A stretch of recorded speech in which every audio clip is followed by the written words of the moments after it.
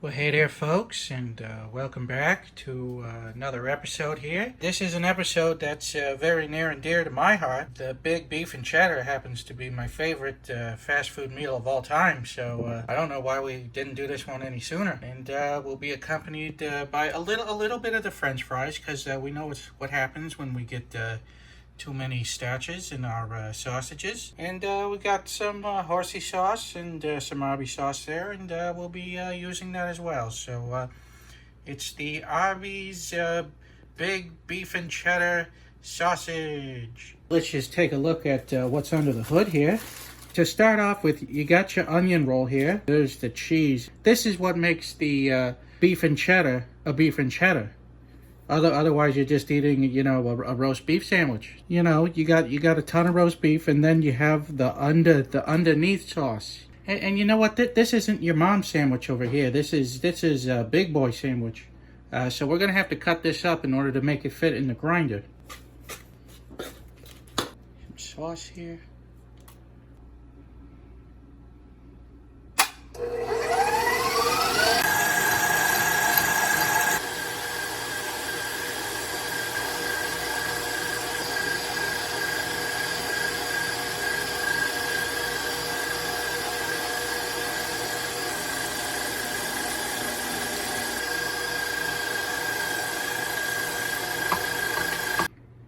Well, I gotta say, folks, this is looking pretty promising over here. It looks good. It looks like that we got a lot of the roast beef and not so much all that breading. It holds a shape pretty well. If I clump it together like that, it forms a nice shape. So I think that bursting will be reasonably low with all of that roast beef that's circulating in here. And this isn't in any way an attempt for Arby's to send me free food.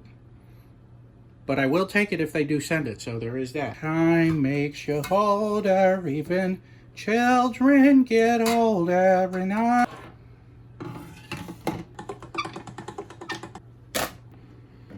All right, in 3, 2, 1, let's sauce it. Yeah, I hate that already.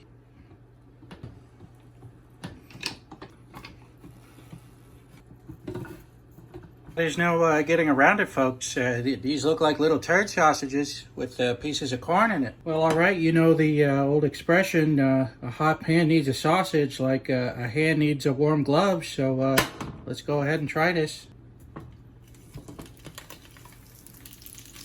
In the comment section, everyone wants to blame the casing for the sausages bursting in the pan. And they say things like, you could poke it with a toothpick, or, maybe try boiling the sausages first. The casing isn't the problem here. It's what's going inside of the casing is what the problem is. I'm feeling pretty bold again. Let's do that sausage flip. On the count of 3. 1, 2, 3.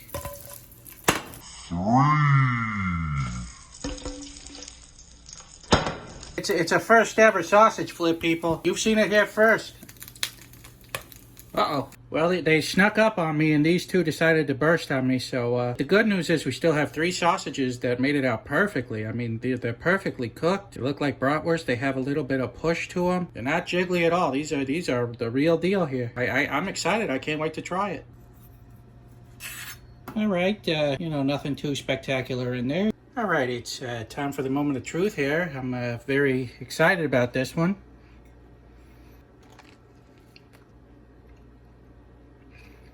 Let's try it with a little bit more of that Arby sauce. If you haven't noticed, I ran out of hot dog buns, so that's why we're pouring all these sauces on the same one here. Oh, what a plop that one is.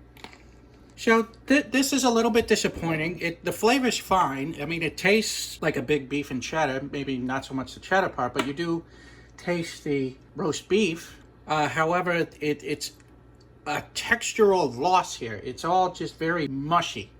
The pleasure of eating a big beef and cheddar is lost when you put it in a form like this.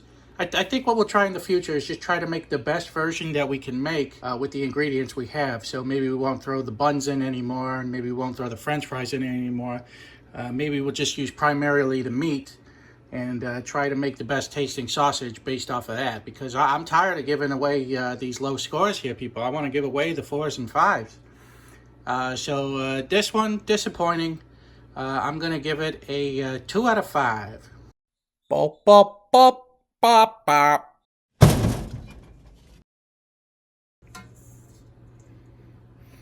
Yes, I've been afraid of changing.